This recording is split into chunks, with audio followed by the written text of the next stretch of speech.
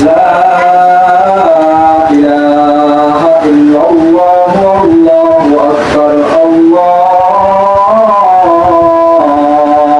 أكبر ولله الحمد وعلى الله পাক রব্বুল আলামিনের কাছে লাখো কোটি শুকর যে আল্লাহ পাক রব্বুল আলামিন সম্মানিত একটা দিনে এমন একটা দিন এমন একটা সময় আমার হায়াতের উপর খাইরে বরকত দান করে পাওয়ার তৌফিক দান করছেন।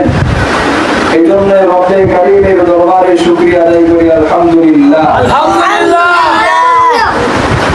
আজ 10 জিলহজ 1446 হিজরি 7 জুন 2025 এই শনিবার ঈদুল আজহা ঈদ মোবারক।